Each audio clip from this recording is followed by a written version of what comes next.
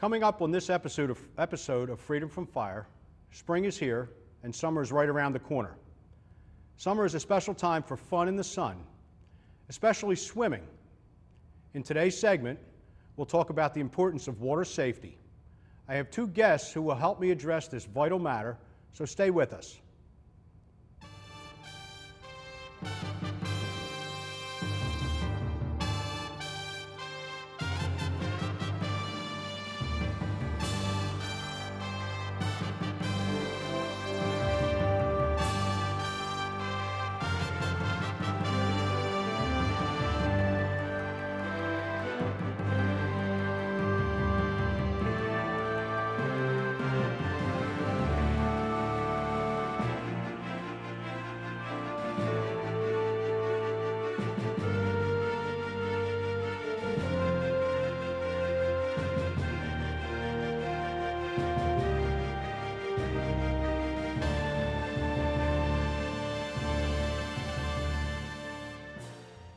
Hello, and welcome to Freedom from Fire.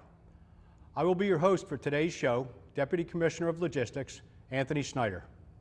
Here at Freedom from Fire, we aim to improve your quality of living by giving you fire and life safety information. We also introduce you to some of our local safety partners. Swimming is a great recreational sport that can be enjoyed by people of all ages, but it is very important to be safe while you're in the water. Every day, about 10 people die from unintentional drowning. Of these, 2 are children aged 14 or younger. Tragically, drowning ranks 5th among the leading causes of unintentional injury death in the United States. The CDC also reports that for every child who dies from drowning, another 5 receive emergency department care for non-fatal submersion injuries. Today, we would like to explore this critical issue as well as shedding some light on a previous initiative, Operation SOS, Stay on Shore. Now I'd like to introduce my two guests here with us today, Miss Elsie Stevens and Lieutenant Andrew Brown. Miss Elsie Stevens is the corresponding secretary for the Home Circle Civic Association. Both Lieutenant Brown and Miss Stevens have worked on the initiative SOS, Stay on Shore. Let's focus on why there is a need for the program and why you shouldn't swim in streams. So, good afternoon, Lieutenant Brown. How you doing, Chief? So, would you like to share some background, what you have with the fire department and how it has also translated into your relationship with the SOS program? I've been with the fire department for almost 14 years now, and obviously fire service is about more than just fighting fires. It's also about protecting the community and addressing fire and life safety issues. When I got assigned as the administrative lieutenant for one of the deputy commissioners, one of the things that was high on his list was focusing on this drowning initiative and trying to prevent some of the drownings that we have in our creeks and streams.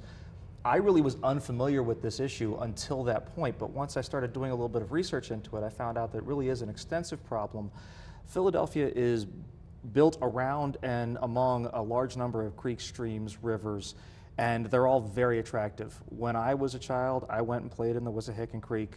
I know exactly what it's like. I know exactly why people do these kind of things, and I didn't really have an understanding then, like I do now, of what the dangers are that are involved. As I started doing research into this and started trying to work on a program to try to address this problem, I ended up meeting Ms. Stevens, who was doing the same thing at the exact same time, which tells me that this is something that really needed to happen and was an important issue to bring up to people. We started working on this program and started trying to actually get out to people where they are at the waterways and explain to them some of the dangers that they can encounter. Absolutely, so vitally important. Ms. Stevens, can you tell us a little bit about what you do at the Home Circle Civic Association? All right. Well, in 2013 was an especially tragic year for drownings. We had about 7 in the city during that year. And we thought, what can we do? It seemed like the tragedies were not being addressed. So we sat down, and during that winter, we came up with a school presentation program where we would go into school assemblies, at least in our home circle area. So we chose Father Judge High School, Robert Pollock School, and St. Jerome's. And we had Lieutenant Andrew Napoli from the Marine Division of the Police Department. He was assigned by then Commissioner Charles Ramsey. And we also had Drew Brown from the Water Department to tell about the diseases in the creeks. And we also, I thought that I wanted someone to really make an impact because I just didn't want the children to listen to this. I really wanted to make an impact for them. So I started searching to see if a mother of one of these drowning victims would join our school assembly programs and talk from her heart how it was to lose a loved one. And that's when I called Mrs. Beth Samedi Galelli, and she joined our program. And then Lieutenant Andy Brown came along, and he joined forces too. Wonderful, wonderful. Mm-hmm. That's phenomenal. Mm-hmm. Lieutenant Brown. Yes. So, from your perspective in joining Operation Stay on Shore, not only from a personal perspective, but as well as a professional perspective, how do you feel that you personally and professionally can relate to that and assist in the program at both levels?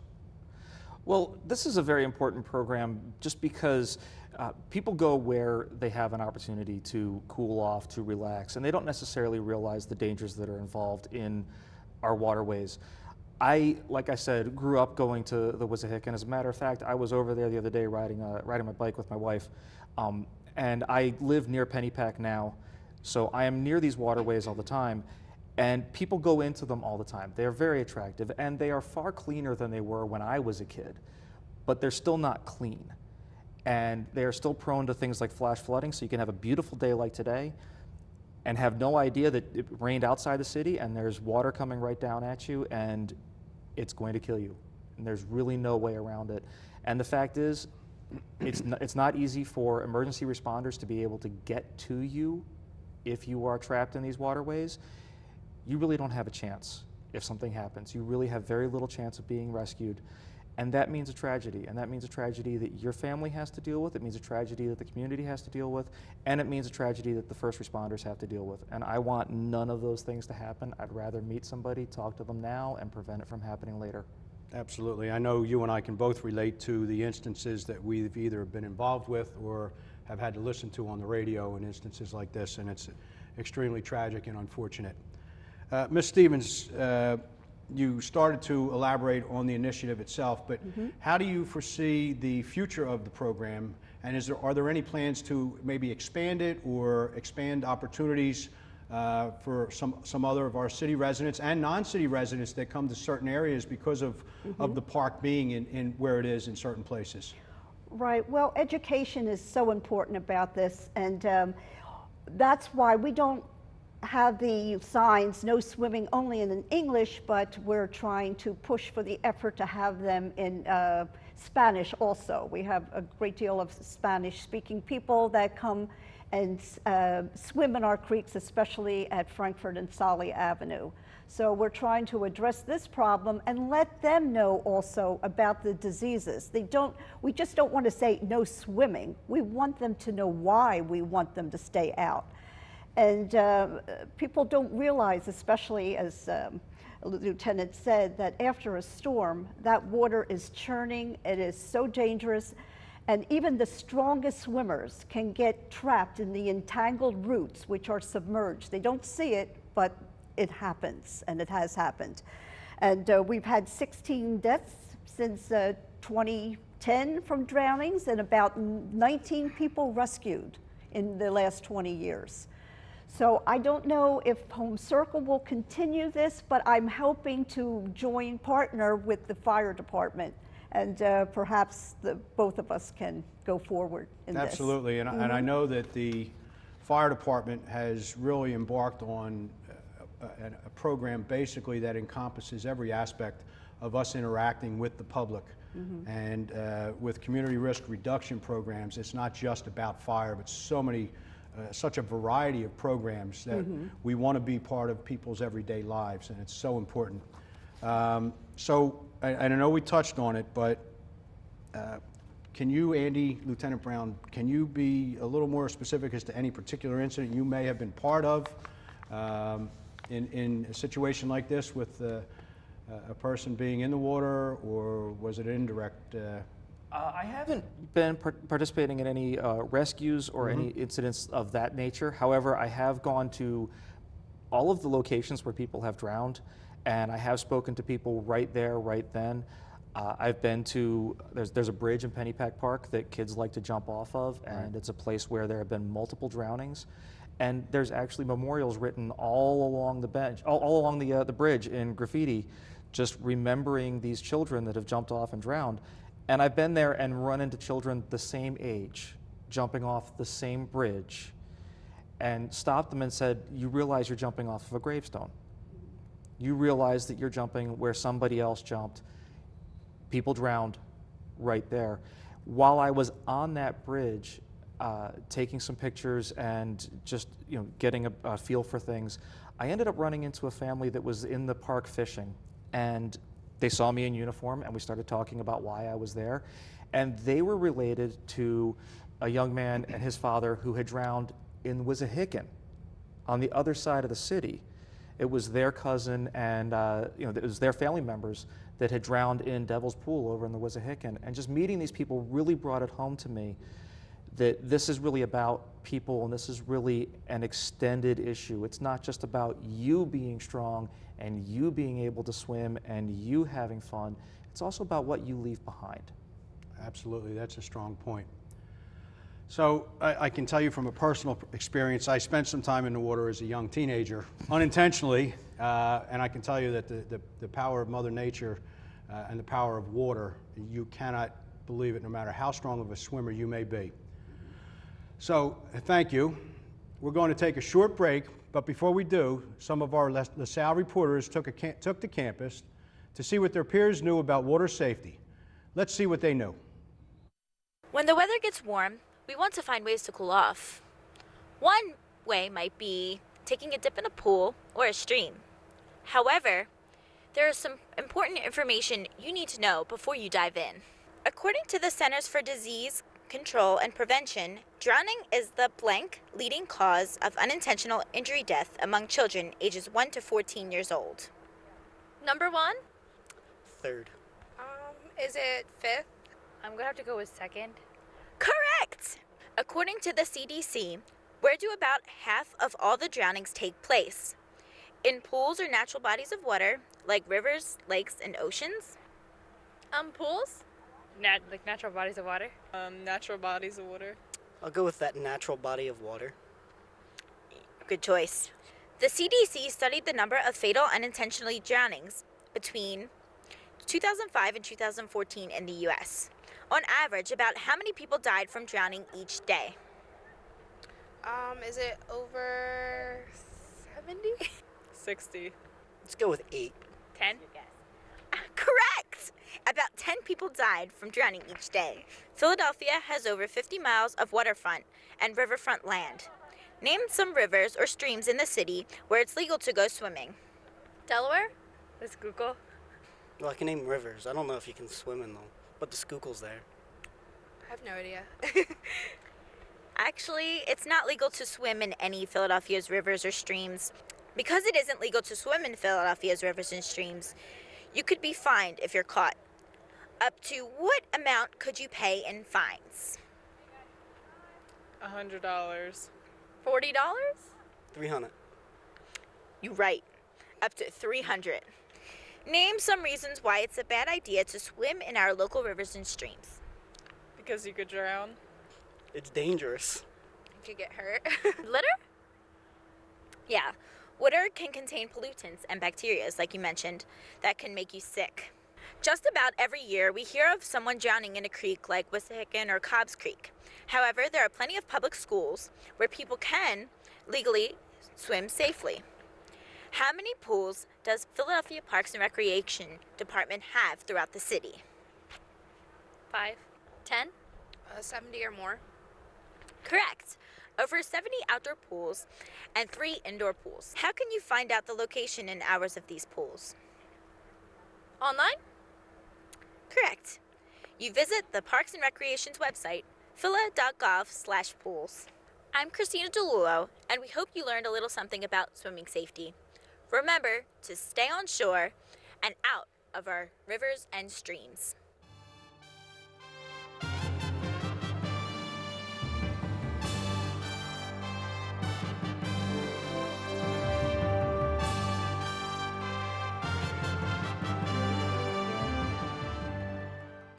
OMG, join LaSalle TV, it's the place to be. What we got is what you need. Come and follow me on a trip through the campus with my squad at the Union and the Union. See my man's Todd at the call on the hammocks like a savage.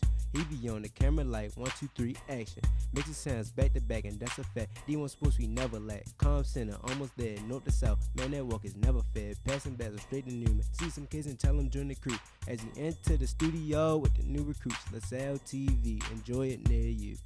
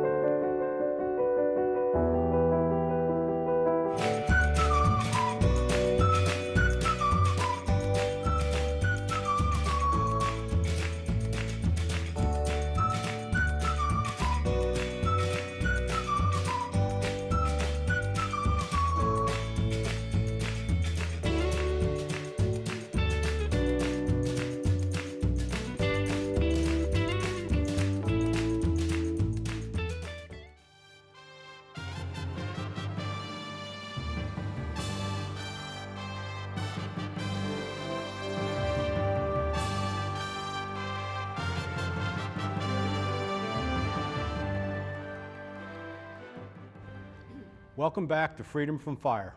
I'm your host, Deputy Commissioner of Logistics, Anthony Schneider. Today, we are discussing water safety and Operation SOS, Stay on Shore, with Lieutenant Andy Brown and Miss Elsie Stevens. So now that we know the focus or the dangers, let's focus on the outreach and alternatives.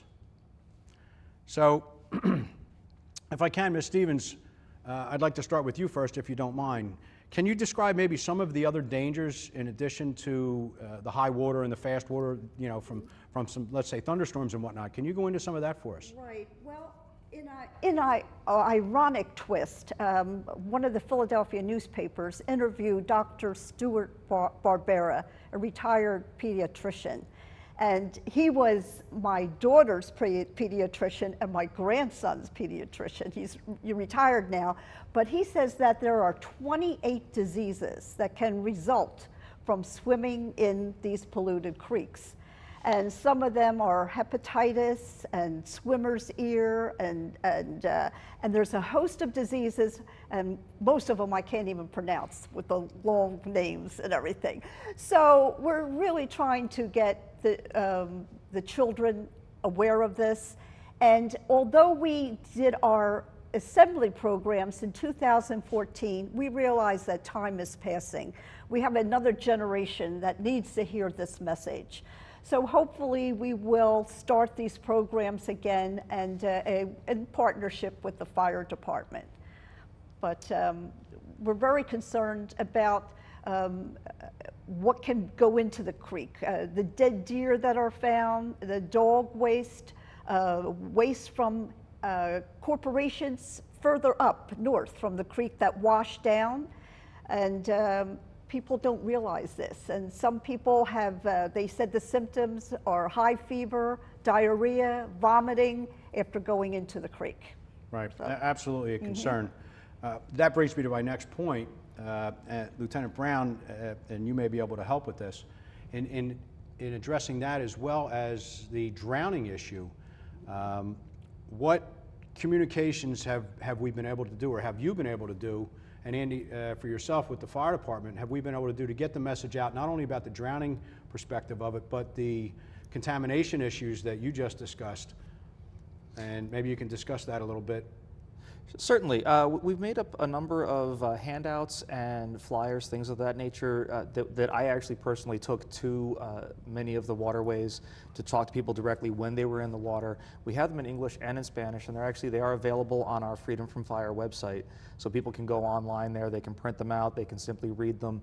And I actually found that people did respond more to the issue of what's in the water than they did to the dangers of drowning and things like that. People feel like they're not going to drown. I always feel like I'm not going to drown when I go swimming. And until you get to that moment, that's how you're going to be. But to realize that you're swimming in sometimes pretty disgusting stuff, that changes things a lot. Our waterways in Philadelphia are actually cleaner than they've been in decades, but that doesn't mean that they're clean. It doesn't mean that it's something you actually want to get into your eyes, nose, mouth, absorb through your skin. The waterways in Philly tend to be fed by the storm drains, those things on the corner that have the little sign on it that says feeds to creeks and streams. That's where that's going, is into the stream. I live a few miles from Pennypack Park, and I guarantee you that the stuff that my neighbor doesn't pick up off of their lawn after a heavy rain like we had the other day is washing into Pennypack Creek. And so what you're swimming in is those kind of things. Philadelphia also has an old infrastructure, and this is common through cities all up and down the East Coast. When one or the other of the drain systems gets overrun with water, they start crossing over and intermingling, which means that there are times when there are heavy rains where the storm drains and the sewer system are actually intermingling. And so the things that you flushed are the things that are getting in there. And I'm not trying to be silly or too picturesque about it, but that's the reality, and that's what you're swimming in. Wow. When I went to the Wissahickon and talked to people over at Devil's Pool, they didn't respond so much when I talked about flash floods and things along those natures. But when I talked to them about the fact that the water coming down there is coming from all those dogs up in Chestnut Hill whose stuff doesn't stink, and so everybody leaves it out, that's, and we all have that one neighbor who swears that their dog isn't the one who does it. Right. We understand that. That's what's washing into the drains. And that's the problem that we're running into. And that's what's going to get in with Ms. Simonetti Galelli's son. When he passed away, when he drowned, the men of the neighborhood went in to try to get him. They went in to try to find his body. Right. And they arm in arm walked down that creek until they could find him. Every single one of those men got sick. Absolutely. Every single one. And that's just the nature of things.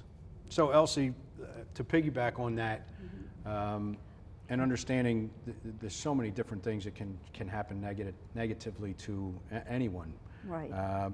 Do you believe that the outreach, what it was, is still relevant, or maybe we can do some other things and involve some other people? Right. It is relevant, but we do need the help of other city services. When the weather gets warm, it's nice, but then I keep thinking I have to go past Frankfurt and Solly, and sure enough, I'll see adults in there.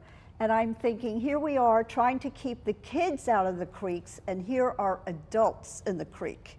And so we do need the help of law enforcement. I know manpower is an issue, but we do need their help because swimming in the creek is illegal.